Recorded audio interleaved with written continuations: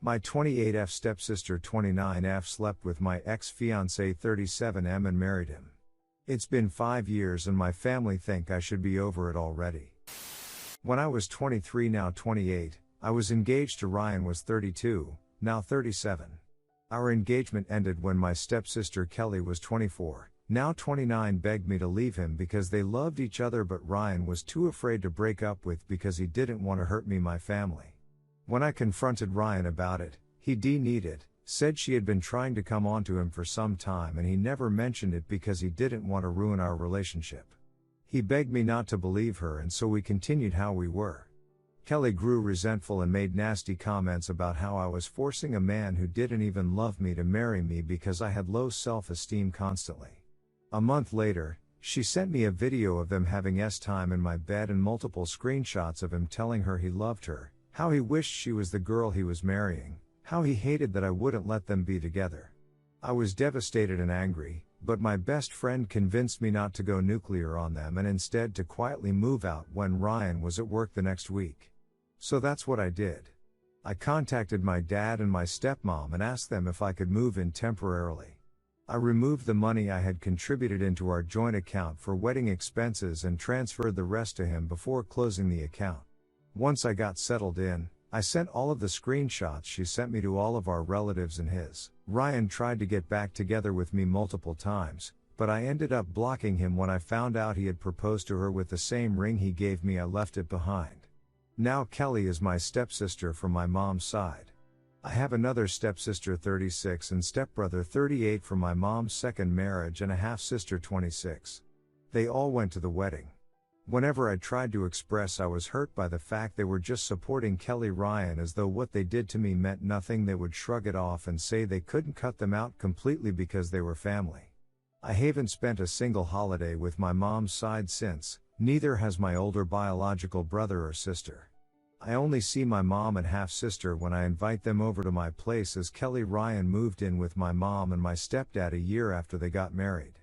Our relationship is very rocky, but I've grown closer to my dad's stepmom and their children, an older stepbrother and 2 younger half-siblings, who have all been very supportive since this all happened, so it's not all been bad. On New Year's Day my boyfriend, now husband, proposed to me. We had a small engagement party which I invited my mom and half-sister to. They never turned up because I was excluding half of our family. I never invited my stepdad or stepsiblings because they were pretty hurtful when it came out that Kelly Ryan were sleeping together. They claimed it wasn't their fault I got in the way of true love and made me out to be some sort of vindictive Disney villain for being angry with them. We were planning to have our wedding ceremony this summer, but in late February my husband suggested we postponed until next year because he was concerned COVID would get worse and we would have to reschedule anyway. I ended up finding out I was pregnant a month before our original wedding date, so we had a courthouse wedding on that date with the plan to hold the ceremony next year. Only my dad's side of the family were aware of both the pregnancy and the wedding. My stepmom likes to knit, so she's been making some stuff for the baby. Recently, she posted about the things she had made on Facebook with a caption talking about how excited she was to have another grandchild soon. I was tagged in the post. I have zero issues with the post. I never told my family I wasn't going to inform my mom's side. It wasn't that I intentionally hid it from her, she just never seemed very interested in my life relationship, so I never brought it up. My mom called me an hour later to demand to know if I was pregnant and how she couldn't believe I hadn't told her she was finally going to be a grandmother. She has since invited me and my husband over to her house multiple times. I've declined every single time for the obvious reason. My stepdad, who I've barely spoken to in 5 years, has reached out to tell me how excited he is to meet the baby and my husband, same with my siblings. Even Kelly reached out to my husband to congratulate us. I was furious. The next time my mom and stepdad called me, I finally laid into them. I told them I didn't want them to keep inviting me over when they knew I would be first to see Kelly Ryan if I came. I told them how hurt and angry I still am over what they did to me and how my family dismissed my feelings. I told them how they wouldn't throw Kelly Ryan away, but they were so quick to leave me out to rot whilst I was going through the worst betrayal I'd ever experienced in my life. I told them I wasn't even sure I wanted people like them in my child's life. My mom was crying hysterically and kept saying I was being cruel, and I couldn't deprive her of her first grandchild. The thing is, my baby isn't her first grandchild. My sister has 2 adopted daughters already who my mom doesn't even try to bond with. She kept wailing about how I might be the only person in our family to even give her grandchildren. My stepsisters are both having a hard time staying pregnant, and my half-sister has proclaimed herself to be child-free. My stepdad got angry and defensive. He claimed I was petty for holding on to something that happened 5 years ago.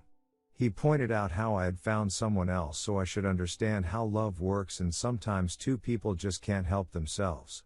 You love who you love, basically. He said Kelly Ryan were happy together, so I should be happy for them the way they're happy for me and my husband. The ironic thing is my sister told me Kelly Ryan looked like they were on the verge of divorce and they argue constantly. My mom complains to her about them and how my siblings all hate him but pretend they like him for Kelly's sake. I ended up hanging up because I was so angry, and when I get angry, I start crying. I didn't want them to think they got to me. Since, I've been receiving texts and calls nonstop from my mom's family. They're all essentially telling me I should be over things already. It's gotten to the point me and my husband have switched phones so he can screen my messages for me, and I don't have to read them. TLDR, my stepsister slept with my ex-fiancé and married him. I'm now happily married to someone else and we're expecting our first child together. My family thinks I should be over it already since I've moved on, but the anger is still there, and I have no interest in forming a relationship with my ex or my stepsister again. They're now putting pressure on me to try and get me to forget it ever happened. How do I make my family understand just how unforgivable what Kelly Ryan have done to me is? I would prefer not to go completely no contact, but is that my only option here? Redditors' reactions. Redditor 1, 5 years ago they didn't choose you, now you don't choose them. Simple. Redditor 2, so pathetic that all their wailing is about what you are doing to them and no apologies or even acknowledgement about what they all did to you. Sounds like you're always the one who has to accommodate others. Edit. Spelling. Redditor 3, I speak from personal experience when I say that having toxic family members in a child's life is much worse than not having them there at all. My grandparents' dad's side always talked poorly about my mom when they babysat me as a kid.